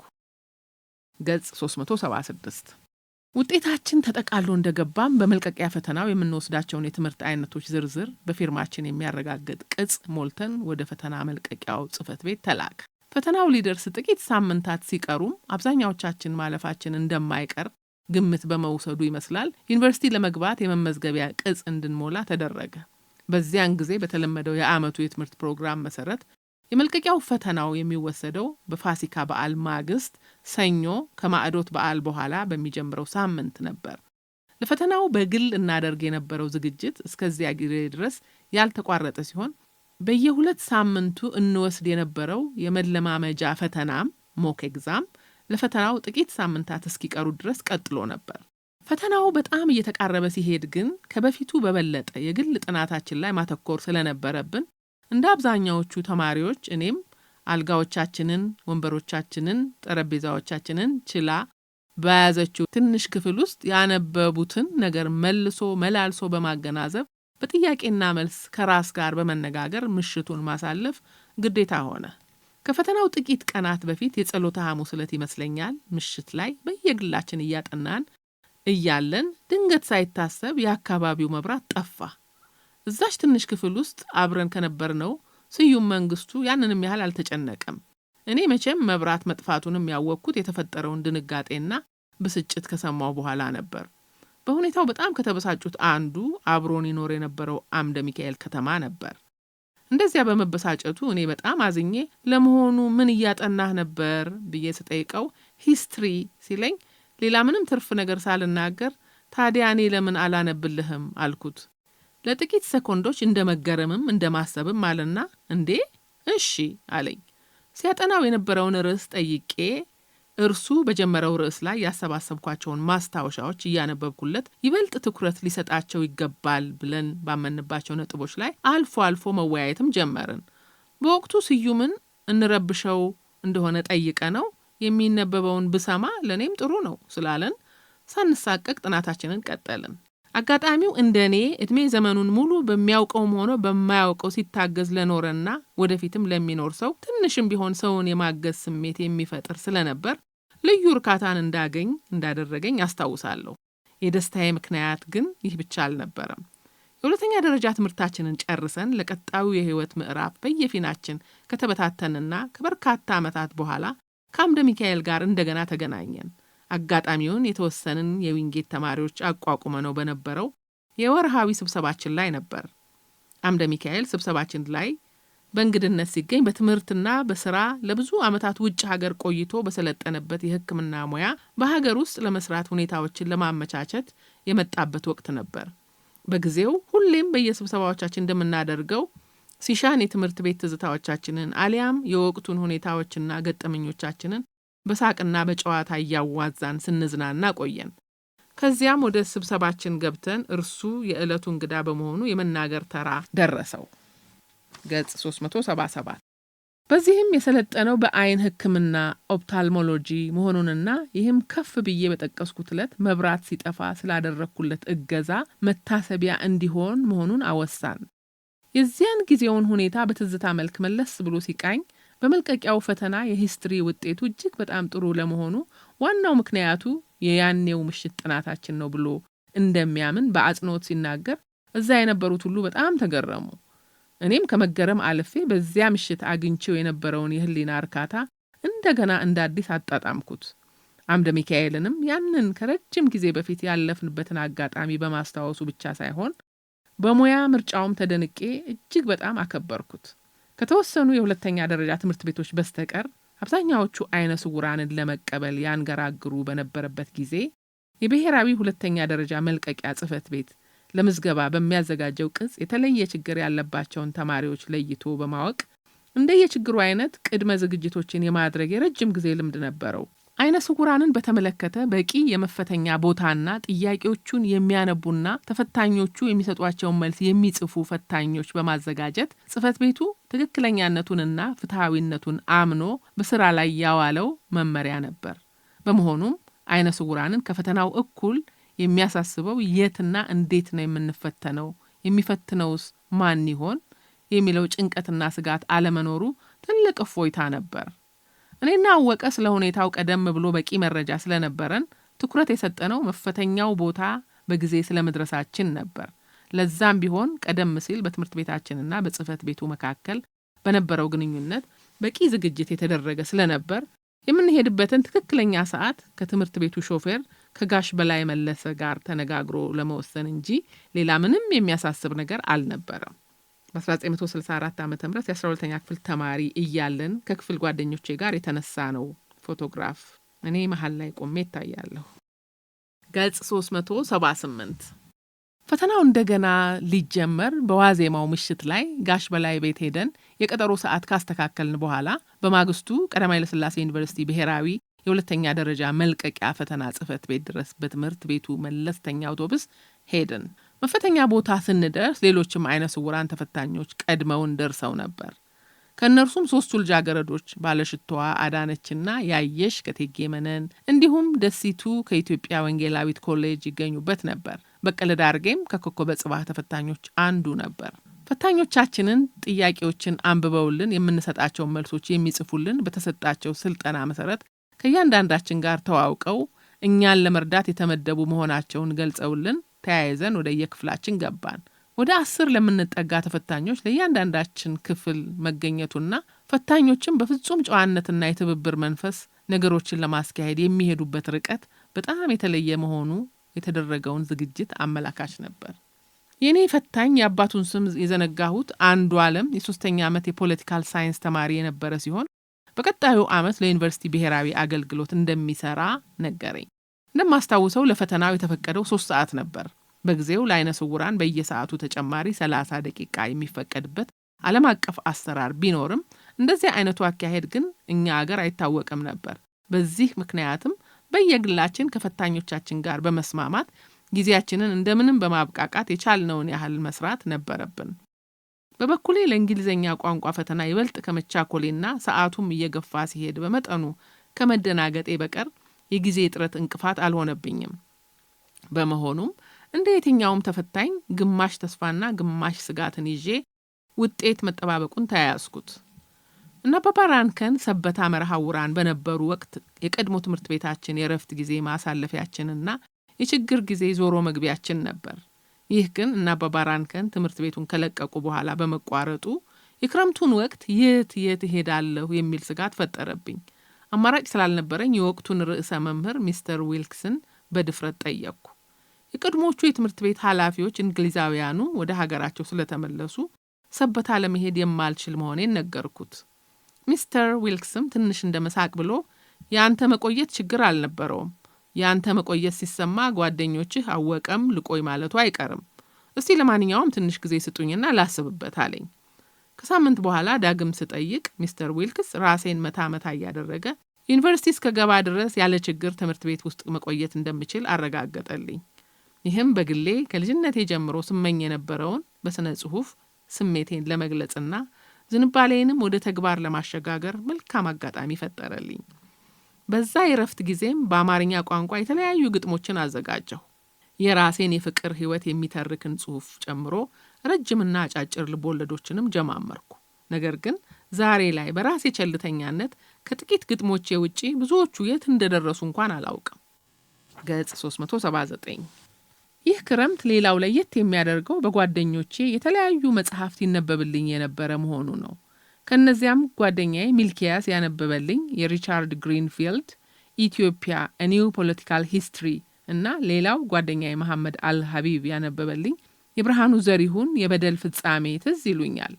1953 ዓመተ ምህረት የነ ጀነራል መንግስቱ ነዋይ የመፈንቅለ መንግስት ሙከራ በልጅነቴ ትንሽ ከማስታውሰው በላይ ዝርዝር መረጃ ያገኘሁበት ከዚያ በሪቻርድ ግሪንፊልድ ከተጻፈው መጽሐፍ ነው። በዚህ ወቅት ሌሎችም ጓደኞቼ እና አለማየሁ ብርሃኑና እጅጉ ገብረስላሴ ከጥናታቸው ትንሽ ተረፍ የምትል ውድ ጊዜያቸውን ሰውተው የተለያዩ ጋዜጦችና መጽሔቶች ያነቡልኝ ነበር። በዊንጌት ትምህርት ስለ ሃይማኖተ አበው አመሰራረትና የሥራ እንቅስቃሴ ባወሳሁበት ወቅት የሳይንስ ላቦራቶሪ ቴክኒሽያንና ረዳት መምህሩ ጋሽ ሶሎሞን አባተ በማህበሩ ስለነበረው ቁልፍ ሚና ማንሳቴ ይታወሳል። ይሁንና ማህበሩ ከተመሰረተ ብዙም ሳይቆይ ስራው በትኩስነቱ እንደነበረው ስላልቀጠለ ተስፋ ወደ ማስቆረጥ ደረሰ። በዚህ ጊዜ ነበር ጋሽ ሰሎሞን እጅ ላለመስጠት አስቦ ፊቱን ከጴጥሮስ ወደ ጳውሎስ ቤተክርስቲያን ያዞረው። በዚያንም እርሱ የደረሳቸውን መዝሙሮች ለቤተክርስቲያኑ የወጣቶች መንፈሳዊ ማህበር አባላት ሲያስጠና እኔም አኮርዲዮን በመጫወት በስራው ተባባሪ ሆንኩ። አባላቱ መዝሙሮቹን ካጠኑ በኋላ በኢትዮጵያ ኦርቶዶክስ ተዋሕዶ ቤተክርስቲያን ሐዋርያዊ ድርጅት ስቱዲዮ ለማስቀረጽ እድልም አግኝተን ነበር።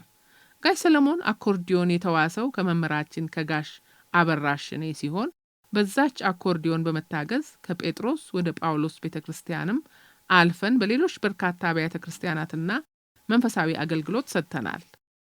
ከላይ እንደገለጽኩት ኳየራችን በታዋቂነቱና በተወዳጅነቱ በሙያዊ እድገቱ ከፍተኛ እመርታ እያሳየ ቢሄድም በገቢ ምክንያት ማህበራችንን ለማሳደግ የሚችልበት ደረጃ አልደረሰም።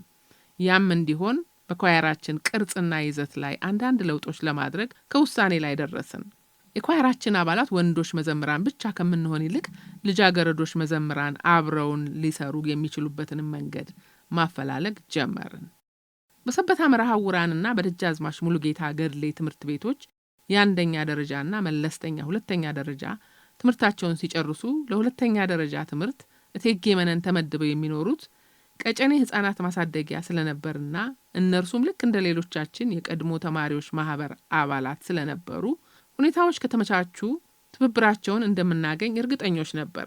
ከልጃገረዶቹ ጋር አብረን መስራት ከመጀመራችን በፊት በስራዎቻችን ገንዘብ ማግኘት የምንችልበትን ስልት መቀየስ ነበረብን። ያም ማለት ስራዎቻችን ሙሉ በሙሉ መንፈሳዊ ይዘት ከሚኖራቸው ይልቅ ማህበራዊና ሀገራዊ ጉዳዮች ላይ ቢያተኩሩ የህብረተሰቡን ቀልብ ለመሳብ እንችል ይሆናል ከሚል ድምዳሜ አደረሰን። ያው ከልጅነታችን ጀምሮ እንደለመድነው እኔና በቀለ ከላይ እንደጠቀስኩት ማህበራዊና ሀገራዊ ጉዳዮች ላይ የሚያጠነጥኑ ግጥሞችና ዜማዎች ደርሰን ለአባሎቻችንን ለማስጠናት ፉክክራችንን ተያያዝ ነው። ልምምዳችንን ቀጨኔ ህፃናት ማሳደጊያ ማድረጋችን ልጃገረዶቹ አባሎቻችን በኳየራችን እንዲካተቱ ከማስቻሉም በተጨማሪ ፒያኖ እንደ ልብ ለማግኘት አበቃን። በነገራችን ላይ የወቅቱን ስራዎቻችንን እንዲሁ በደፈናው መዝሙሮች ከማለት ይልቅ ወጥ የሙዚቃ ቅንብሮች ብለን ብንጠራቸው የተሻለ የሚሆን ይመስለኛል። ገጽ 380። ምክንያቱም ከቅንብሮቹ ከአንዱ በስተቀር ሌሎቹ የየራሳቸውን ጭብጥ ይዘው በውስጣቸው ብዙ መዝሙሮችን ያካተቱ ስለሆኑ ነው።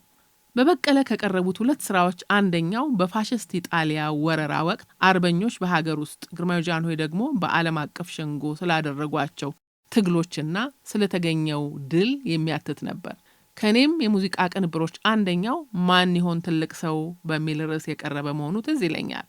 ይህ ድርሰት የተለያዩ ስብዕናዎችን የሚወክሉ ገጸ ባህሪያት ከሌላው የሚበልጡበትንና ስለ ራሳቸውም ትልቅነት የሚሰማቸውን የሚገልጹበት መድረክ ሰጥቶ በሚዛናዊ የህሊና ዳኝነት የትኛው ከየቱ እንደሚበልጥ የሚያሳይ ነበር።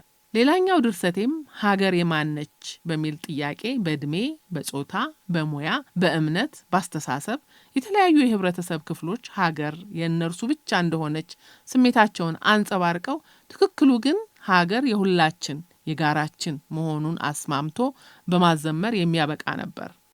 በዚያ ወቅት የኳየራችንን እንቅስቃሴ ላቅ ወዳለ ደረጃ ለማሸጋገር የፈለግነው ትንሽ ገንዘብ ብናገኝ ብለን እንደመሆኑ ስራዎቻችንን ካስቀረጽን በኋላ የገንዘብ እርዳታ ሊደረጉልን ይችሉ እንደሆነ በማሰብ በጊዜው የኢትዮጵያ ሬዲዮ የሙዚቃ ክፍል ዳይሬክተር የነበሩትን አቶ ጸጋዬ ደባልቄ ጠየቅኳቸው።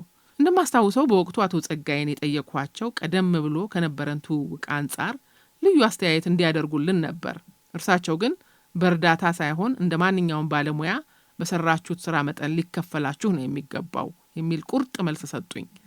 በዚህም መሰረት የቅንብሮቹን ዝርዝር በጽሁፍ አቅርቤ ጉዳዩ ለሚመለከተው የመስሪያ ቤቱ ሹም ቀርቦ መጠነኛ ገንዘብ ተከፈለን። ባለፈው ምዕራፍ እንደተወሳው በሁለተኛ ደረጃ ትምህርት ቤቶች ትምህርታችንን እየተከታተልን የነበርን አይነ ስውራን ተማሪዎች የጋራ ችግሮቻችንን ለማቃለል ህብረት መስርተን ያሰብነውንና የፈለግነውን ያህልም ባይሆን መጠነኛ እንቅስቃሴ አድርገን ጥሩ ውጤት ማግኘታችንን መጥቀሴ ይታወሳል። በቀጣዩ ዓመትም ማለትም በ1964 ዓ.ም የህብረቱን አመራርነት ቦታ የያዙት ተማሪዎች በሂደቱ ገፍተውበት ከኢትዮጵያ ኦርቶዶክስ ተዋሕዶ ቤተክርስቲያን ጠቅላይ ቤተ ክህነት ጋር ግንኙነት በመፍጠር ብፁዕ ወቅዱስ አቡነ ቴዎፍሎስ ፊት እስከ መቅረብ ደረሱ። ብፁዕነታቸውም ለተገኙት አባላት ቃለ ቡራኬ ከሰጧቸው በኋላ የቤተ ክህነት እርዳታና ድጋፍ እንደማይለያቸው ቃል ገብተው ማንኛውንም ጉዳይ በቅርብ እንዲከታተሉ ቀሲስ ሰለሞን የተባሉትን ሰው መደቡላቸው። ከጠቅላይ ቤተ ክህነት ጋር በፈጠርነው ግንኙነት የገቢ ምንጭ ለማግኘት እንደ መጀመሪያ አማራጭ አድርገን የወሰድነው በአዳራሹ መንፈሳዊ ቲያትር ማሳየትን ነበር። ለዚህም ትኬት ከመሸጥ ይልቅ በከተማው ለነበሩ የወጣት መንፈሳዊ ማህበራት በቤተ ክህነቱ በኩል ጥሪ እንዲተላለፍ አደረግን። ይህንን ፕሮግራም የማዘጋጀቱ ኃላፊነት የተሰጠው ለእኔ ሲሆን ቲያትሩንም የደረስኩት ራሴው ነበርኩ።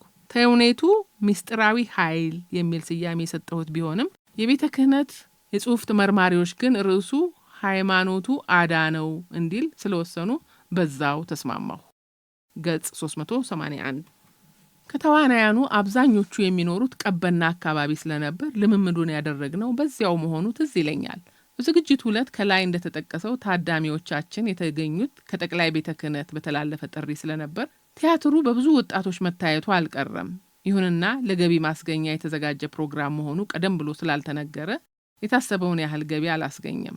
በመሆኑም የተሻለ የገቢ ማስገኛ መንገዶች ማፈላለጋችንን ስንቀጥል ከሁሉም የተሻለ ሆኖ ያገኘነው በሙዚቃና ቲያትር ዝግጅት በትኬት ሽያጭ ገቢ የማግኘቱን አማራጭ ነበር።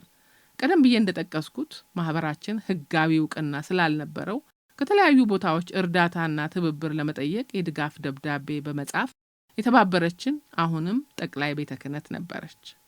አዳራሹን በነጻ ለማግኘትና ቲያትሩን በነጻ ወይም በቅናሽ እንዲያሳዩልን ያደረግነው ጥረት ባይሳካም ከቤተ ክህነት የተጻፈውን የድጋፍ ደብዳቤ በማየት የክብር ዘበኛ ኦርኬስትራ የጽዳት 140 ብር ከፍለን የሙዚቃ ዝግጅታቸውን በነጻ እንደሚያቀርቡልን ቃል ገቡልን። የኢትዮጵያ ሬዲዮም በዝግጅቱ ዋዜማ በቀን 2 ጊዜ በነጻ ማስታወቂያ አስነገረልን። ለጽዳት የተጠየቀውን ገንዘብ ለመክፈል ዝግጅቱ የሚቀርበው ሲኒማ ራስ መሆኑንና ትክክለኛውን ቀንና ሰዓት ለመጨረሻ ጊዜ ለማሳወቅ ከአንድ ሊስትሮ ጋር ወደ ክብር ዘበኛ ሙዚቀኛ መምሪያ የሄድኩት እኔ ነበርኩ። ቆየት ብዬ በምገልጸው ምክንያት የተለያዩ ቦታዎች ሲሄድ ብቻዬን መሆኑን ከተውኩ ሰነባብቼ ነበር። በእለቱ ከአንድ ትንሽ ልጅ ጋር መምሪያው አዛዥ ቢሮ እንደደረስኩ አይኔ ስለማያይ ጆሮዬም የማይሰማ መስሏቸው ሳይሆን አይቀርም አብሮኝ የነበረውን ትንሽ ልጅ የጽዳቱን ገንዘብ ማን ነው የሚከፍለው ብለህ ጠይቀው አሉት። እኔም ልጁ ሌላ ነገር እንዳይዘባርቅ ፈጠን ብዬ እኔ ነኝ የምከፍለው ብዬ ገንዘቡን ከኪሴ ሳወጣ ደረሰኝ እስኪሰራ እዚያ ጋር አስቀምጠው ብለው አዛዡ ለልጁ ሲያመለክቱት ከርሳቸው ፈንጠር ብሎ በነበረው አንድ ወንበር ተቀምጬ ጠበቁ። ደረሰኙም ተሰርቶ ሲመጣ ገንዘቡን ከፍዬ አመስግኜ ከአዛዡ ቢሮ ወጣሁ። ማስታወቂያ በነጻ የማስነገሩን ጉዳይ ለማስፈጸም የሄድኩት ብቻዬን ነበር። ከቤተ ክህነት የተጻፈልንን ደብዳቤ ይዤ ቀጥታ የሄድኩት ወደ አቶ ጸጋዬ ደባልቄ ቢሮ ሲሆን እርሳቸውም ለጥያቄው ውሳኔ የሚሰጡት ምክትል ሚኒስትሩ ክቡር አቶ ንጉሴ ኃይለወልድ በመሆናቸው ወደ እርሳቸው ቢሮ እንዲሄድ ተላላኪያቸውን አዘዙልኝ። አቶ ንጉሴ ቢሮ የደረስኩት 3 ሰዓት ከ30 ገደማ ሲሆን ጸሐፊያቸው በትህትና ተቀብለው ደብዳቤውን ካዩት በኋላ ባለስልጣኑ እስኪመጡ መጠበቅ ጀመርኩ። ምክትል ሚኒስትሩ 3 ሰዓት ከ45 ሲሆን ቢሮአቸው እንደገቡ ጸሐፊያቸው ደብዳቤያችንን አቅርበው ሩብ ሰዓት ባልሞላ ጊዜ ውስጥ ማስታወቂያው 2 ጊዜ በነጻ እንዲነገር መፈቀዱን የሚገልጽ ውሳኔ ተፈርሞበት ተሰጠኝ። ጸሐፊያቸውም ማስታወቂያ ሽያጭ ክፍል ሄጄ ጉዳዩን እንዳስፈጽም ተላላኪያቸውን አዘዙልኝ። ጉዳዬ ሲያልቅም ታክሲ እንዲያሳፍረኝ አደራ ብለው ሸኙት። ማስታወቂያው እንዲነገር የተመደበው ጠዋት 2 ሰዓት ከ15 እና ከሰዓት በኋላ 8 ሰዓት ከ40 ላይ ነበር። የጠዋቱ ማስታወቂያ እንደተነገረ የኋላ አቶ ጸጋዬ እንዳጫወቱኝ የኢትዮጵያ ሬዲዮ በበርካታ የስልክ ጥሪዎች ተጨናነቀ። ገጽ 382። ለዚህም ምክንያቱ በድጋፍ ደብዳቤው ላይ ካለው ማህተም በመነሳት የዝግጅቱ ባለቤት ቤተ ክህነት እንደሆነች ተደርጎ መልእክት በመተላለፉ ነበር።